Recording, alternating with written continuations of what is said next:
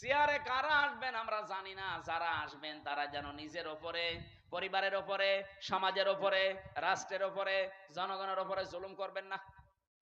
এই কথা বলেন না কেন? বারবার বলছি, আহ্বান জানি, এটা রেকর্ড হচ্ছে, সারা দেশ চলছে, যারা আসবে জুলুম করবেন না। 15 বছরের শিকড় যদি কেটে ফেলতে পারে আল্লাহ, 5 বছর যদি জুলুম করেন না, 5 বছর পরে আপনার বাড়ি ঘরও কিন্তু এই জালেমদের মতো শ্মশান হয়ে যাবে।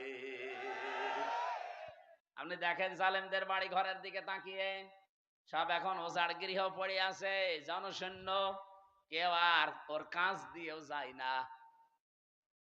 সেটা আমি কিশোরগঞ্জ থেকে আসার সময় ড্রাইভারকে বললাম, এই বাড়ির সামনে একটু দাঁড়ান, ওখানে উপরে লেখা দেখছি, ওই সাইনবোর্ডটা আছে, কেন্দ্রীয় কার্যালয়, জেলা কার্যালয়। আমি নাম নিলাম না, বললাম এখানে দাঁড়ান তো একটু দেখি। ভেতরে একটু তাকিয়ে দেখি 4-5 জন পোশাক করছে, কেউ এদিকে কেউ এদিকে কেউ এদিকে, মনে আছে জামাত বদ্ধ টয়লেট চলছে। অথচ আগস্টের 5 তারিখের আগে এই বাড়িটা কত জমজমাট ছিল, এই অফিসটা। এই কথা বলছে না কেন? ওর পাশে নাকি টর্চার সেলও বানিয়ে রেখেছিল, ওদের বিরুদ্ধে কেউ গেলে তাকে টর্চার পর্যন্ত করতো ওই জায়গায়। অথচ আজ নীরব হয়ে পড়ে আছে, এখন পায়খানা হয়ে গেছে। আজকে আসার সময় কে যেন বলছিল, কেন্দ্রীয় কার্যালয় যেটা ওই জালেমদের, ওইটাও নাকি এখন টয়লেট হয়ে গেছে। ওটা এখন নাকি জেনার কারখানা। রাতের বেলা গিয়ে নারী পুরুষ ওখানে নাকি অনেকে জেনা করে, বলেন নাউজুবিল্লাহ।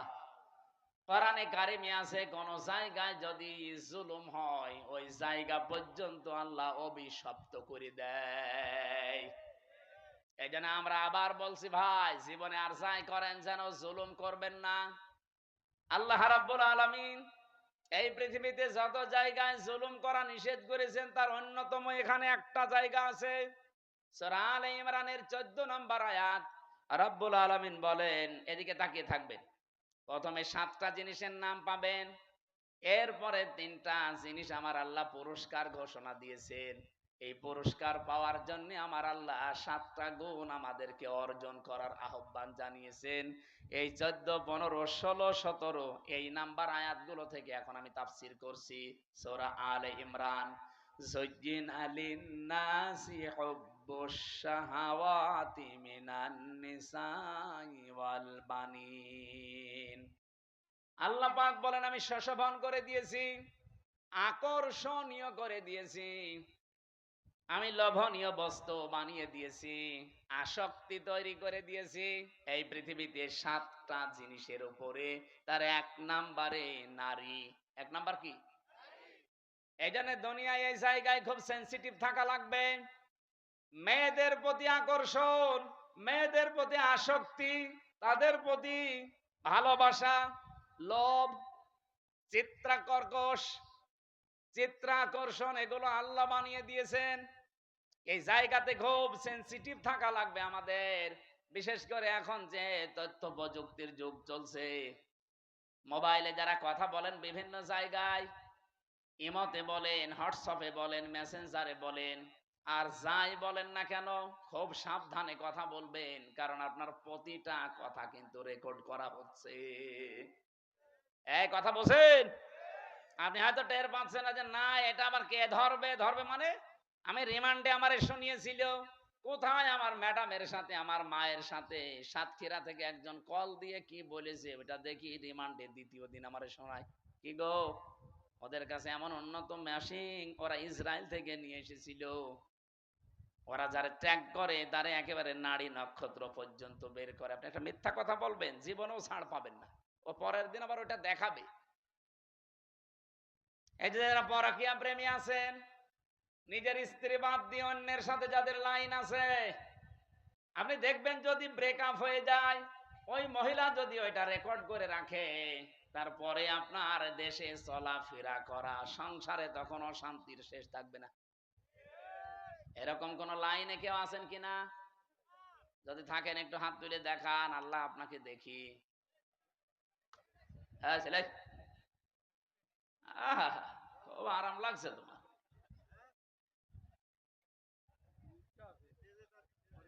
না, ধরা খাবেন কিন্তু। দেখলেন না টাকলা মোরাদ মাত্র 6 মিনিট কয় সেকেন্ডের অডিও কল, তাও ফাঁস হয়ে গেছে। ওর ওর ওর ওর মন্ত্রিত্ব শেষ, ওর এমপিগিরি শেষ, দল থেকে বাদ। আর কি অপমান! অত 6 মিনিট কয় সেকেন্ড না, এরকম হাজার হাজার মিনিট আমাদের এখন রেকর্ড হয়ে আছে। আমাদের এগুলো যদি আমার আল্লাহ ফাঁস করে দেয় কি হবে আপনি টের পাচ্ছেন? এগুলো তো আমি পারি না ভাই, এটার জন্য নিয়ে আসলে হবে। আলাদাভাবে বক্তা নিয়ে আসতে পারেন এগুলোর জন্য। তাদের এই যে রাত 10:30 পর্যন্ত কথা বলালেন, কি করলো তোরা? হ্যাঁ, ওরমাল মানে? ও, গামছা। তো এখন আমি আয়াত শুরু করছি, এটা দিলে হবে মানুষ তো? হ্যাঁ?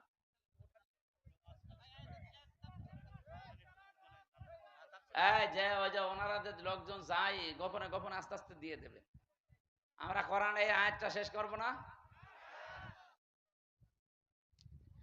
রব্বুল আলামিন জানিয়েছেন, পৃথিবীতে আমি আসক্তি তৈরি করে দিয়েছি যেহেতু মেয়েদের প্রতি, এজন্য এই জায়গায় আমাদের আদি পিতা হযরত আদম আলাইহিস সালামও কিন্তু দুর্বল হয়ে গিয়েছিলেন।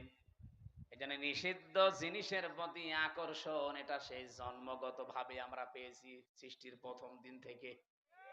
আমাদের এই জায়গায় আমাদের পরীক্ষার বিষয়। এখন থেকে একেবারে দৃঢ় সিদ্ধান্ত নিয়ে রাখবেন যেগুলো জায়েজ। আমি আসার সময় শুনছিলাম মাওলানা মনে হয় 14 জন মহিলার নাম বলছিলেন যাদের সাথে দেখা করা আপনার জায়েজ আছে। মোবাইলে যদি পারতপক্ষে কথা বলা লাগে 14 জনের সাথে বলবেন। এর বাইরে যদি কেউ কল দেয়, ওটা যদি জিবরাইলের খালাতো বোন হয়, তারপরও বলবেন আপনার সাথে কথা নেই। এই কথা বলছেন না কেন? আপনি শক্ত থাকবেন এই জায়গায়। মেয়েরা যারা এসেছেন এই জায়গায় আপনারাও নিজেদেরকে খুব, একজন আলেম সেই দিন দেখলাম কুমিল্লায় বাড়ি, উনি বলছিলেন নিজের স্ত্রীকে কেউ যদি ভিডিও মোবাইল কিনে দেয়, এই যে Android set, screen touch mobile, এটাই নিজের স্ত্রীকে কিনে দেওয়া আর পরপুরুষকে ঘরে ঢুকিয়ে দেওয়া একই কথা। অথচ এরকম বহু দেশে নেই। বলেন, এই মোবাইলটা, এই কম্পিউটার, এই ল্যাপটপ আপনি ওর হাতে দেননি, আপনি দিয়েছেন ওকে একেবারে জেনা, ব্যভিচার, বেপরদা হওয়ার জন্য একটা লাইন হাতে ধরিয়ে দিয়েছেন। ও মন মতো কিন্তু ওটা দিয়ে ব্যবহার করবে। আমার মনে হয় মেয়েদেরকে এই জায়গায় খুব সেনসিটিভ থাকা দরকার। মা বোনেরা, স্বামী যদি আপনাকে বাটন ফোন দিয়ে খুশি থাকতে চায়, বাটনের উপরে আপনি আর যাবেন না। কারণ আমাদের টার্গেট তো শুধু এইটাই না, এরপরে আর একটা জায়গা আছে, আখেরাত। ওই জায়গাটা তৈরি করতে হলে আমাদের এখনই এই মনের সাথে যুদ্ধ করা লাগবে। আর যদিও এটা কঠিন বিষয়, শয়তান উৎপত্তি আছে, করতে দেবে না। আমি সহ যারা এসেছি আজকে থেকে নিজেদেরকে শয়তান যতই চাপ দিক আমরা কন্ট্রোল হব। এই 14 জন মহিলা বাদ দিয়ে কেউ কল দিলেও জরুরি না হলে আমার দরকার নেই। আমি নিজেরটা বলছি, আমার এই মোবাইলে শুধু বাংলাদেশ না, বিশ্বের কোন জায়গা থেকে যদি মহিলারা কল দেয়, আমি আগে জিজ্ঞাসা করিনি প্রথমে যে মা আপনার স্বামী আছে অথবা আপনার ছেলে আছে? আজকে এই যে ইন্দোনেশিয়া থেকে, মালয়েশিয়া থেকে 3 জন মহিলা কল দিয়েছিল হোয়াটসঅ্যাপে আর মেসেঞ্জারে। আমি প্রথমেই তাকে মেসেজ লিখে জিজ্ঞাসা করছি, কে আপনি? আপনার স্বামী আছে অথবা সন্তান আছে? যদি স্বামী সন্তান থাকে, কোনো যদি কিছু চাওয়ার লাগে, আপনার কোনো মাসলা মাসাইল লাগে, তাদেরকে দিয়ে জিজ্ঞাসা করান। আপনার সাথে আমি কথা বলতে পারবো না, কারণ আমার মোবাইল ট্যাগ হয়। আপনার সাথে আমি কি কথা বলতে যে কি কথা বলবো ওইটা রেকর্ড করে আপনি ছেড়ে দেবেন, তখন মানুষ বলবে হামজা গেল গেল। এক কথা বলছে না কেন? আমার সাথে তো চোখের মতো লেগে আছে সব। আর খুব জরুরি যদি নাছড় বান্দা হয়, মেসেজ দেয় যে না আমার খুব দরকার, ওই আমার পাশে যে মাওলানা হুসাইন আহমেদ থাকে, ওর কাছে বলি যে তুমি বলো যে আমি হামজা বলছি, যা বলার বল। ও মনে করে যে হুজুরি বলছে, যা বলার বলে, ফতোয়া শুধু আমারে জিজ্ঞাসা করে। মাসলা যদি কোরআন হাদিস কেন্দ্রিক হয়, বলি যে এইটা এইটা জান। আজকে সকাল 11টায় এসেছে ভারত, বসিরহাট থেকে 2 জন স্বামী আর স্ত্রী। ওরা যদিও বলছিল যে হুজুর বিষয়টা গোপন রাখবেন, আমি শিক্ষার জন্য বলছি। ওই লোকটা তার দ্বিতীয় বউ নিয়ে এসেছে। প্রথম বউটার কাছে অনুমতি নেয়নি, দ্বিতীয় বিয়ে বিয়ে করেছে গোপনে 8 বছর। বিয়ে করে একটা ছেলেও আছে 8 বছরের, 4 বছরের, মানে ছেলে সহ বিয়ে করেছে। 4 বছর বয়স ছিল ছেলেটার, 8 বছর বিয়ে করেছে, এখন বয়স হয়ে গেছে। নিয়ে আসার পরে বড় বউ রাখছে, না এই বউ যদি থাকে আমি তোমার ভাত খাবো না, এই বউ ভাত দেওয়াই লাগবে। এটা আমাদের বাংলাদেশ, ভারত, পাকিস্তান এই সমস্ত দেশে একটু সমস্যা। কারণ দ্বিতীয় বিয়েকে মানুষ খারাপ মনে করে, আর মনে করো ওর চরিত্র খারাপ, এই জন্য বিয়ে করেছে। অথচ চরিত্র ঠিক রাখার জন্য যার একটা বিয়ে করেছে এটা কেউ বলে না। আর এটা একটা যে জায়েজ কাজ, তারপরও আমরা ঘৃণা করি, খারাপ ভাবি। কি এই এলাকায় নেই? যত ভালো বউ নিয়ে বাস করেন, আর একটা বিয়ে করে দেখেন গোপনে, আপনার 14 গোষ্ঠী উদ্ধার করবে। অথচ এটা যে একটা জায়েজ কাজ, আল্লাহর নির্ধারিত বিধান, এই যে নারী কমিশন যে রিপোর্ট গুলো দিয়েছে তার ভেতরে এইটা একটা। তারা বলছে না বিয়ে, বিয়ে যে পুরুষেরা একাধিক বিয়ে করে এটা মহিলাদের প্রতি বৈষম্য। এক মহিলাও 4টে বিয়ে করবে। এক মহিলা 4টা বিয়ে করলে যদি সন্তান হয় কোন বাপের পরিচয় দেবে? এই কথা বলছে না কেন? ওরা যে রিপোর্ট গুলো দিয়েছে একটাও মানুষের রিপোর্ট না, আমার মনে হয় সবগুলো মেয়াদ উত্তীর্ণ গাঁজা খেয়ে রিপোর্ট দিয়েছে। কারণ মেয়াদ আলা গাঁজা খেলে মানুষ এ কথা বলে না। আমার কুষ্টিয়ার লালনের মাজারে তো মানুষ গাঁজা খায় দেখি, ওরা মেয়াদ আলা গাঁজা খায়, এই জন্য ওরা এত বেশি উল্টা পাল্টা বকে না। আর এই মহিলাগুলো সব মেয়াদ উত্তীর্ণ গাঁজা খেয়েছে, এই জন্য কোরআনে কারিমের উপরে হাত দিয়ে তারা ভুল ধরছে।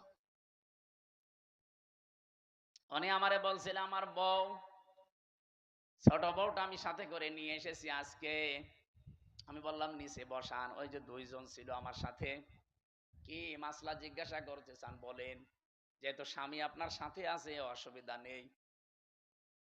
স্বামীটা বলছে আমার বড় বড় যন্ত্রণা সহ্য করতে না পেরে আমি শেষ পর্যন্ত আমার এই বউটাকে এক মজলিসে 3 তালাক দিয়েছি। কথা বুঝতেছে? এখন ফতোয়া দেন তো, আমি এই বউকে রাখবো না ছেড়ে দেব? আমি 2টা মত বললাম, যে আমার দেশে আবু হানিফা রহমতুল্লাহ আলাইহির মত অনুযায়ী আমরা চলি বেশি, নাকি আমাদের এই উপমহাদেশে অধিকাংশ আমরা আবু হানিফার মত অনুযায়ী চলি বেশি। আমাদের মাযহাব অনুযায়ী নিয়ম হচ্ছে এক জায়গায় এক বৈঠকে 3 তালাক দিলে তালাক হয়ে যাবে।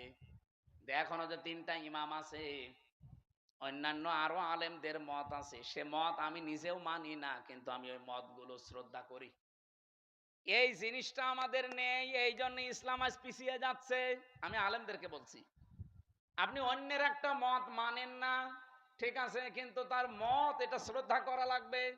ইমাম আবু হানিফা রহমতুল্লাহ আলাইহির সাথে অন্যান্য ইমামদের মত একেবারে পুরা উল্টা।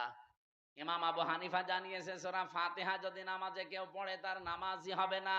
ইমাম শাফি বলছে, ইমাম শাফি রহমতুল্লাহ আলাইহি বলেন নামাজের ভেতরে যদি কেউ সূরা ফাতিহা না পড়ে তার নামাজই হবে না। এটা পুরা উল্টা না? বলেন বলেন। একজন বলছে হবেই না, আর একজন বলছে না পড়লে হবে না। পুরা উল্টা।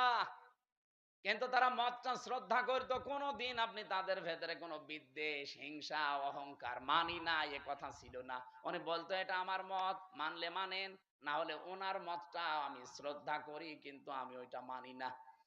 আমি আল্লাহর ওই বান্দা বসিরহাট থেকে যারা এসেছিল আজকে, বললাম যে ভাই আপনি মুসলমান, আপনারা তো বিপদে আছেন ভারতে। বলছে হ্যাঁ খুব বিপদে আছি। আপনার এই বউটাকে এখন 2টা মত আছে, আপনি যে মত অনুসরণ করে চলেন ওইটা মেনে চলেন। আমাদের মাযহাব অনুযায়ী এই নিয়মটা যে আপনার বউ যেহেতু তালাক হয়ে গেছে, অন্য আরেকজনের সাথে বিয়ে দেবেন।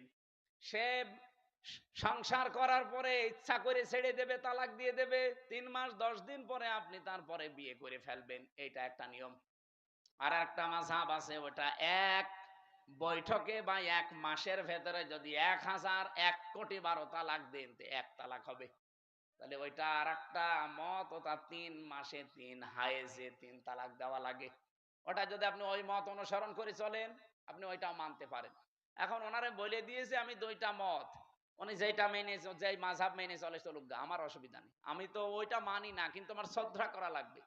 আজ আমরা এই দেশে যারা বিভিন্ন ভাবে ইসলাম কায়েমের চেষ্টা করছি, এই যে যারা জামাত ইসলাম করে, তারা কথা শুনতে শুনতে 54 বছর পর্যন্ত আমরা দেখছি তাদের বিরুদ্ধে একটা মিথ্যা তহমত দেওয়া আছে যে এরা মওদুদীর অনুসরণ করে চলে।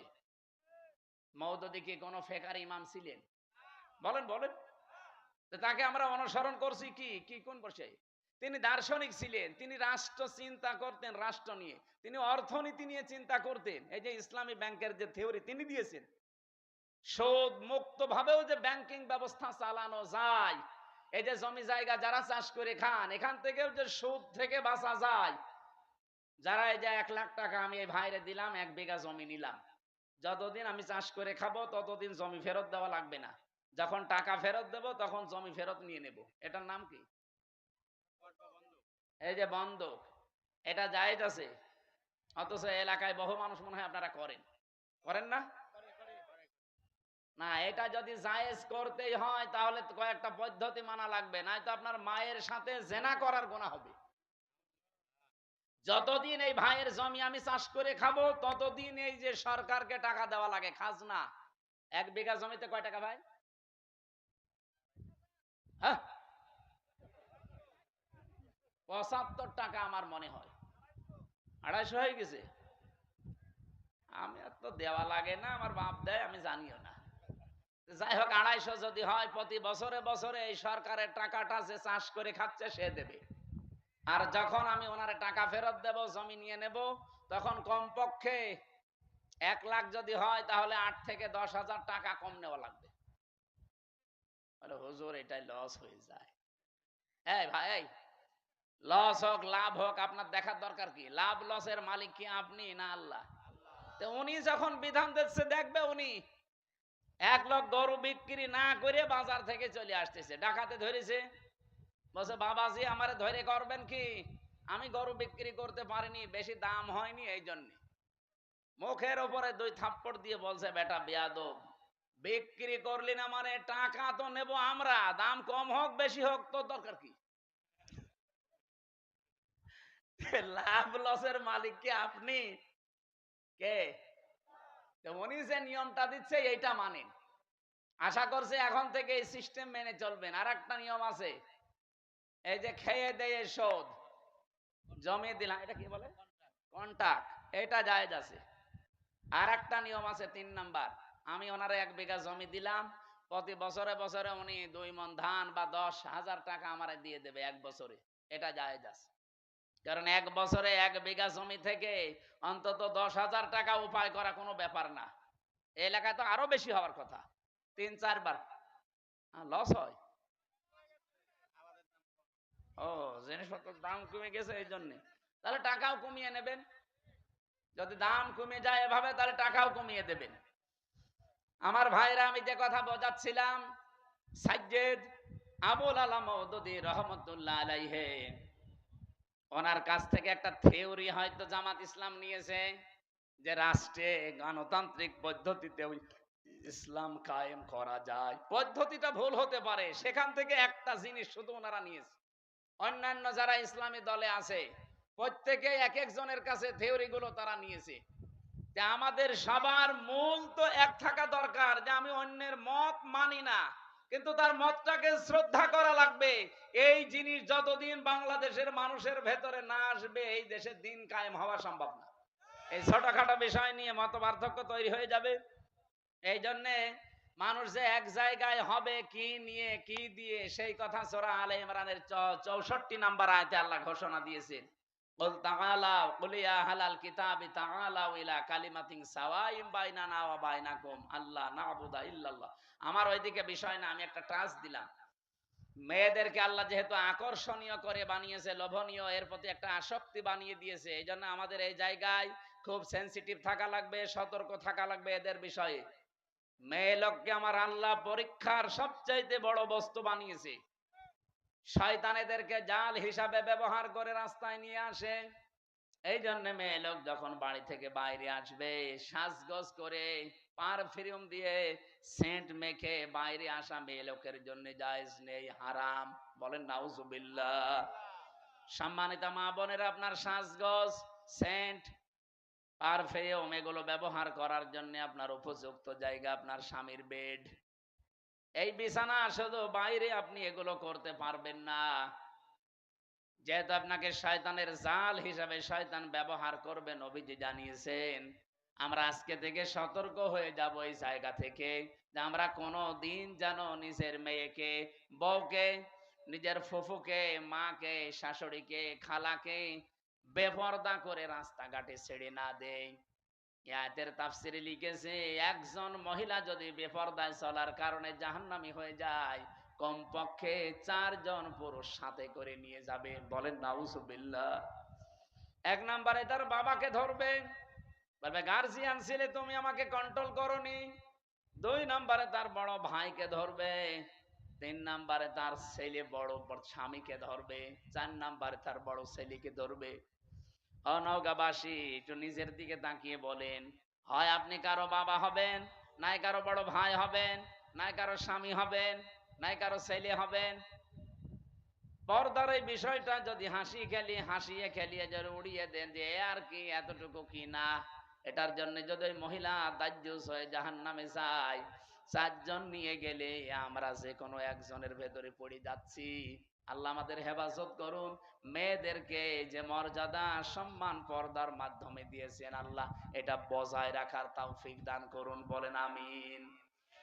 দুনিয়াতে আল্লাহ পাক জানিয়েছেন আমি পরীক্ষার বস্তু আরো কয়েকটা বানিয়েছি, তার নাম্বারে অল বানিন, সন্তানাদি, ছেলে মেয়ে, স্ত্রী পুত্র, এগুলো আমার আল্লাহ আমাদের কাছে পরীক্ষার বস্তু বানিয়েছেন, লোভনীয়, আকর্ষণীয়, ভালোবাসার জিনিস এগুলো। এগুলোর পেছনে ফিরতে যে, চলতে যে আমার বিশাল আখেরাতের জীবন যেন আমি নষ্ট করি না ফেলি।